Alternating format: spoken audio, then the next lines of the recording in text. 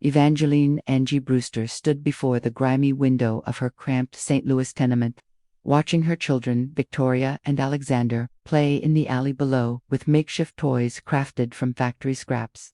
The autumn of 1890 had painted the industrial city in shades of rust and smoke, much like her own fading hopes. At 31, she had already buried one husband and survived 3 years as a factory supervisor. Earning barely enough to keep her small family housed and fed, the constant clatter of machinery from the nearby textile mills served as a harsh reminder of the limited world that confined women like her, where respectability meant dependence and independence meant scandal. The morning brought an envelope that would change everything, a letter from Theodore Blackwell, responding to her carefully worded advertisement in the matrimonial section of the Missouri Republican. His elegant handwriting spoke of inventions and patents, of a brilliant mind trapped by circumstances beyond his control. Angie had placed the ad not out of romantic desperation, but from calculated necessity. Her supervisor position would soon be eliminated as the factory modernized, and without a husband's legal protection, she and her children faced the very real possibility of the workhouse. Theodore's letters had arrived like clockwork for 3 months, each one revealing a man of unusual intelligence and surprising gentleness, though he remained mysteriously vague about his current circumstances. Victoria, wise beyond her 12 years, watched her mother read the latest correspondence with the keen observation of a child who had learned to read adult anxieties. "Is he really going to marry us, Mama?" she asked, using the word us because she understood that any marriage would reshape all their lives. Alexander, at 9, was more interested in Theodore's descriptions of mechanical contraptions than in the implications of gaining a stepfather. Angie folded the letter carefully, tucking it into her worn apron pocket where it joined the others, a small collection of promises from a man she had never seen, who represented either salvation or a leap into an even deeper abyss. Before we continue, leave your like, share our story, and subscribe to the channel. Thank you.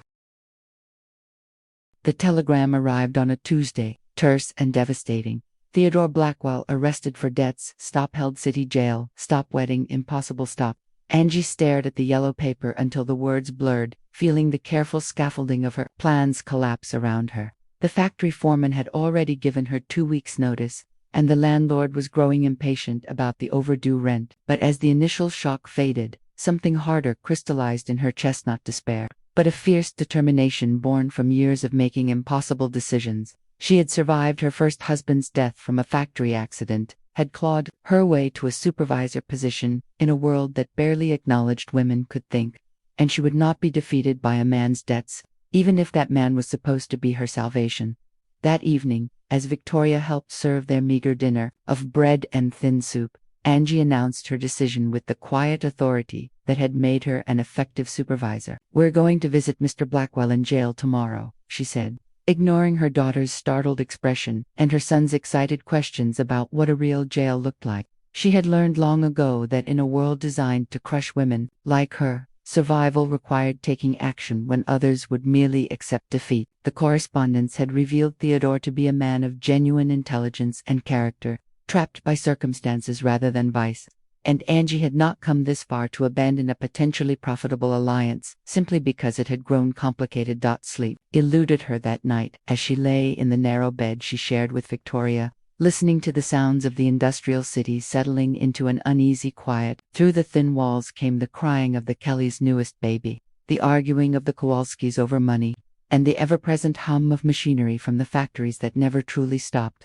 Angie stared at the cracked ceiling and made calculations: how much money she had left, how long before eviction, what resources she might leverage to navigate this unexpected crisis. But beneath the practical considerations lay something more dangerous, a growing sense that Theodore Blackwell's predicament might not be the end of her carefully laid plans, but rather the beginning of something far more ambitious than a simple marriage of convenience. The St. Louis City Jail squatted like a brick toad amid the commercial district, its barred windows and heavy doors designed to discourage visitors as much as to contain prisoners. Angie straightened her best dress navy wool with careful mending at the elbows and instructed Victoria and Alexander to remain silent and observant as they approached the desk sergeant.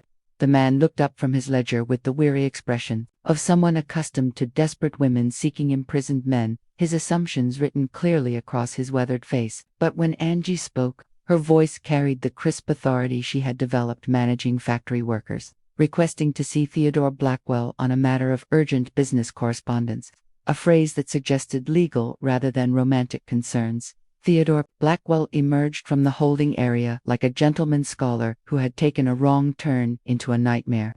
His clothes rumpled, but his bearing unbroken. At 39, he possessed the kind of lean, thoughtful face that suggested more comfort with blueprints than social gatherings, and his gray eyes held the particular mixture of brilliance and impracticality that Angie had learned to recognize in men who created more than they could manage. When he saw her standing with the children, something shifted in his expression.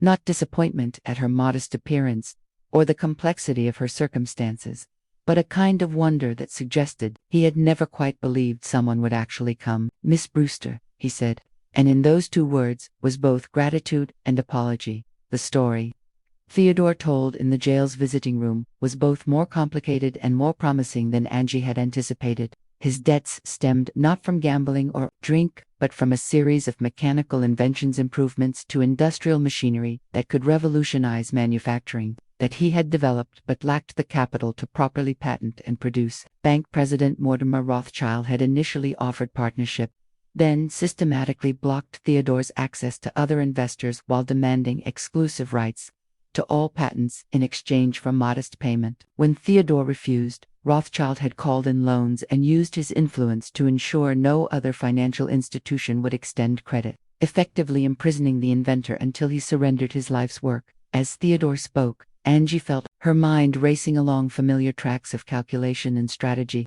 the same mental processes she used to maximize efficiency on the factory floor, now applied to this infinitely more complex problem. The patents represented genuine value. She could see that from Theodore's detailed explanations and rough sketches, but they would remain worthless locked in legal battles or surrendered to Rothschild's monopolistic control. What Theodore needed was not just money, but someone who understood both the practical aspects of manufacturing and the ruthless realities of business negotiation.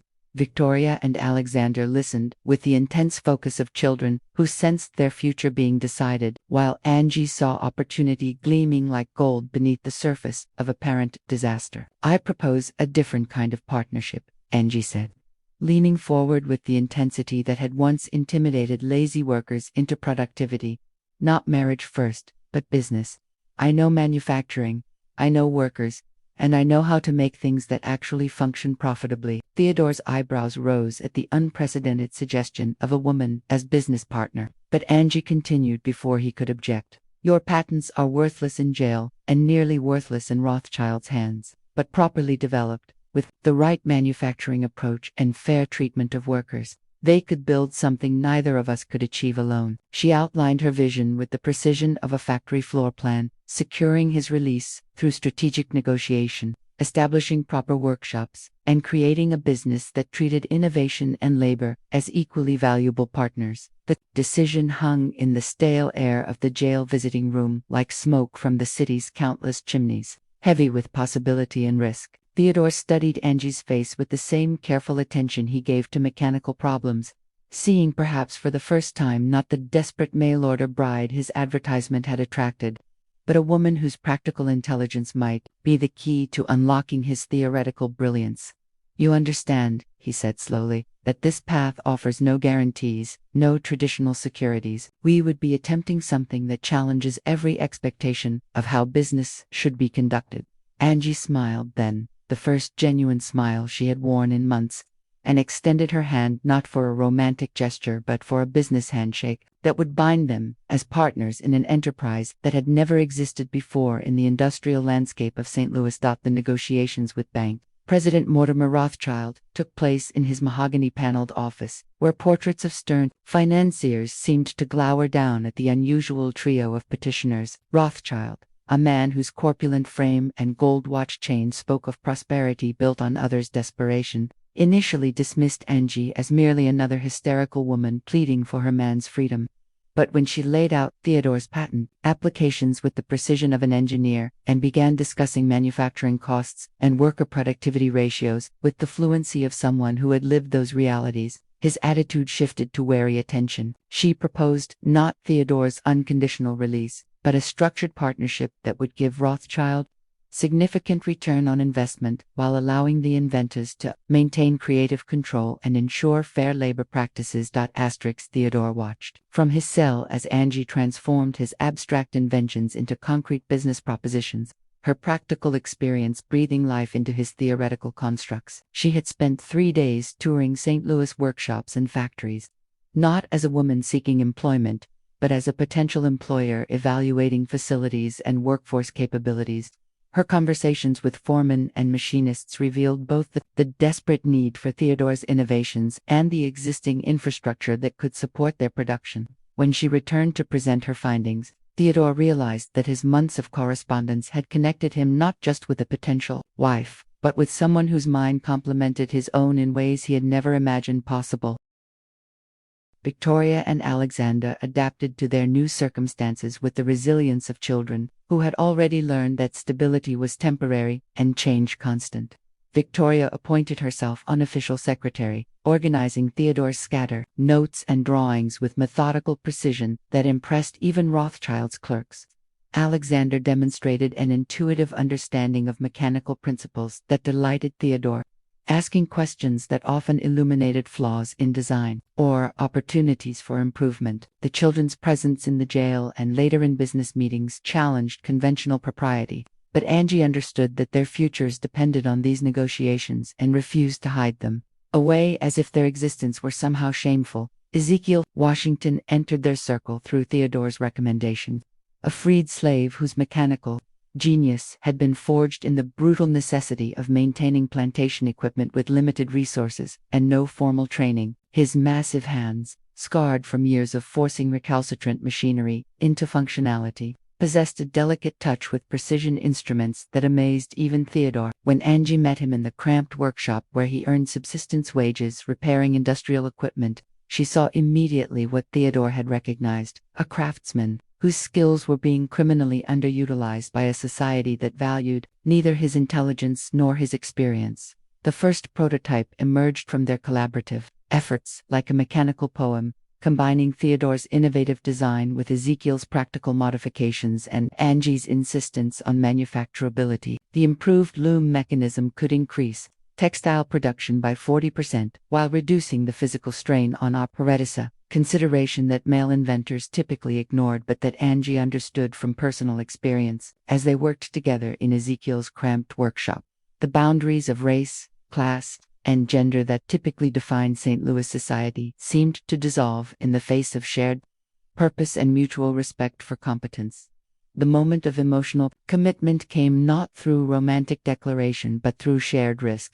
When Angie mortgaged everything she owned to secure materials for their first major prototype, standing in the warehouse space they had rented with borrowed money, surrounded by the raw materials that represented both their hopes and their potential ruin, she felt the familiar surge of determination that had carried her through her husband's death and years of factory supervision. But this time the feeling was magnified by partnership, by the knowledge that Theodore's brilliance, Ezekiel's skill, and her own practical experience had combined into something greater than the sum of their individual capabilities. When Theodore reached for her hand, it was not as a romantic gesture, but as an acknowledgement of their mutual commitment to a venture that would either elevate them all or destroy them together. Success came faster than any of them had anticipated, as news of their improved loom mechanism spread through St. Louis's industrial networks with the speed of profitable gossip. Within 6 weeks, they had orders from 3 textile factories and inquiries from manufacturers as distant as Chicago and Cincinnati.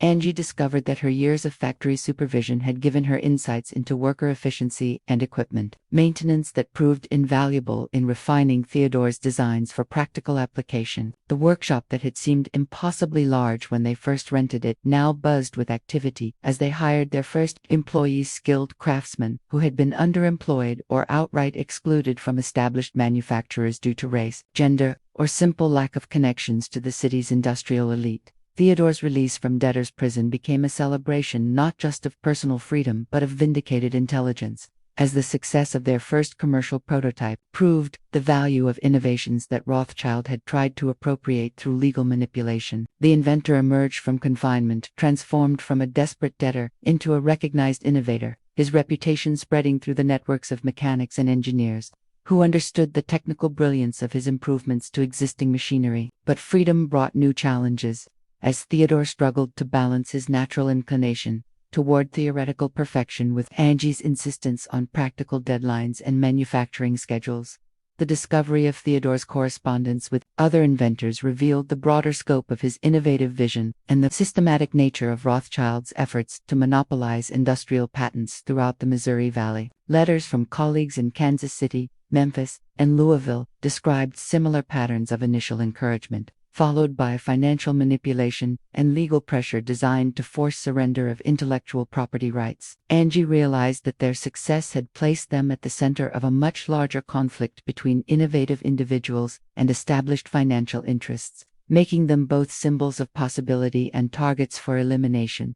Victoria's natural intelligence found new expression as she began keeping detailed records of their business operations, creating a system of documentation that impressed even experienced bookkeepers with its clarity and thoroughness. Her careful notes revealed patterns of efficiency and waste that helped Angie optimize their manufacturing processes, while her interactions with workers' families provided insights into the human costs of industrial labor that influenced company policies. Alexander's mechanical aptitude blossomed under Theodore's mentorship, his youthful questions often leading to design improvements that more experienced engineers had overlooked. Ezekiel's transformation from subsistence repair work to master craftsman attracted attention from other skilled workers who had been marginalized by St. Louis's industrial establishment, creating an informal network of talent that gave their workshop access to expertise unavailable to their competitors. His reputation for mechanical excellence, combined with Angie's commitment to fair wages and respectful treatment, drew applications from freed slaves, immigrants, and women whose skills had been undervalued by traditional employers. The diverse workforce became both a source of competitive advantage and a lightning rod for criticism from business leaders, who viewed such inclusive practices as dangerous practices. The first serious threat materialized through seemingly routine business channels, as suppliers began experiencing mysterious delays and price increases that affected only materials destined for Brewster Blackwell manufacturing. Angie's investigation revealed a pattern of interference that bore Rothschild's fingerprints, though proving direct involvement remained impossible given the bank president's careful use of intermediaries and business relationships. Raw materials that should have arrived within days took weeks to obtain, and prices fluctuated wildly in ways that suggested coordinated manipulation rather than natural market forces.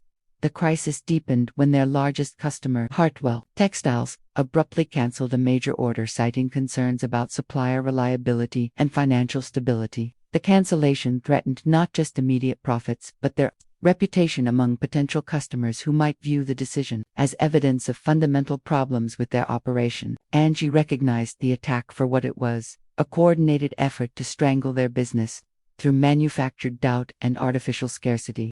But understanding the strategy provided little comfort as she watched their carefully constructed success begin to crumble under pressures they could not directly confront or definitively prove. The revelation came through an unexpected source when Margaret Hartwell, daughter of the textile manufacturer who had canceled their order, arrived at their workshop after business hours with information that changed everything. A woman of independent means and unconventional views, Margaret had been present during her father's meeting with Rothschild's representatives and overheard the explicit threats and inducements used to pressure him into severing relations with Brewster Blackwell Manufacturing. Her conscience would not permit her to remain silent while observing the systematic destruction of a business whose innovations could benefit workers and industry alike, even if speaking out meant defying both her father's wishes and social expectations about women's proper roles in business affairs. Margaret's testimony revealed the full scope of Rothschild's campaign, which extended beyond simple commercial competition into a coordinated effort to control industrial innovation throughout the region. The bank president had used his financial influence to create what amounted to a monopoly on mechanical improvements, either acquiring patents through legal pressure or ensuring that innovations remained commercially unavailable through systematic market manipulation. Theodore's refusal to surrender his patents had made him not just a business rival, but a symbol of resistance to Rothschild's broader strategy of intellectual property consolidation. The alliance with Margaret Hartwell provided access to business and social networks that had previously been closed to their unconventional partnership, as her family connections and independent wealth offered protection from certain forms of commercial pressure. Her decision to invest in their company, despite her father's opposition, demonstrated the existence of alternative sources of capital that were not subject to Rothschild's influence. More importantly, her support legitimized their business model in the eyes of potential customers, who might otherwise have been swayed by whisper campaigns about their reliability and respectability. Ezekiel's network of skilled craftsmen proved equally valuable as a source of intelligence about Rothschild's operations, as workers throughout the city's industrial sector shared information about employment patterns, material flows, and production schedules that revealed the broader scope of the bank president's influence. Their informal communications network operated below the level of official business channels, making it difficult for Rothschild to monitor or control. The information they gathered painted a picture of systematic economic manipulation that affected not just individual businesses but the entire structure of industrial development in St. Louis. The crucial ally emerged from the most unexpected quarter when Judge Harrison Pemberton, a man known for his strict interpretation of commercial law and conservative views on social change, began investigating complaints about anti-competitive practices in the industrial sector. His interest had been sparked not by sympathy for their cause, but by concern about the long-term effects of monopolistic control on regional economic development. Pemberton's reputation for incorruptible honesty and his immunity to financial pressure made him a formidable adversary for Rothschild, even as his traditional views made him an unlikely champion for their unconventional business model. The crisis reached its peak when a suspicious fire destroyed their primary workshop during what should have been a routine night shift, consuming months of inventory and damaging several expensive prototypes beyond repair. The fire department's investigation concluded that the blaze had started from unknown causes, but the pattern of destruction suggested deliberate sabotage rather than accidental ignition. Standing in the smoldering ruins of their carefully built enterprise, surrounded by the ashes of their dreams and the tears of workers who had lost not just employment but hope, Angie felt the familiar surge of rage that had carried her through previous disasters transform into something harder and more dangerous. Theodore's response to the fire revealed depths of character that his genteel correspondence had not suggested, as he immediately began organizing temporary workspace and salvaging whatever materials and equipment had survived the blaze. His calm efficiency in the face of apparent disaster demonstrated the same systematic thinking he applied to mechanical problems, treating the fire as an engineering challenge rather than a personal catastrophe. But Angie could see the strain in his eyes, the weight of responsibility for workers and their families who had trusted their futures to an enterprise that now lay in ruins. The transformation began with a decision that surprised even Angie herself, as she announced to the assembled workers that they would not merely rebuild but expand, using the fire as an opportunity to create something better than what had been destroyed. The insurance settlement, combined with Margaret Hartwell's increased investment and a loan secured through Judge Pemberton's connections, provided capital for a larger facility designed specifically for their innovative manufacturing processes. More importantly, she declared that every worker who had lost employment in the fire would receive an ownership stake in the rebuilt company, transforming employees into partners with direct investment in the enterprise's success. The weeks following, the fire became a crucible that transformed their entire understanding of what they were building, as the shared struggle to rebuild created bonds deeper than mere employment or business partnership. Ezekiel emerged as a natural leader among the workers, his combination of technical expertise and personal integrity making him the ideal coordinator for reconstruction efforts. Victoria and Alexander threw themselves into the rebuilding with the passionate intensity of children who understood that their family's future depended on the success of this seemingly impossible undertaking. And Angie discovered that the disaster had burned away her last traces of conventional caution, leaving her free to pursue a vision of industrial enterprise that prioritized human dignity alongside profitable efficiency.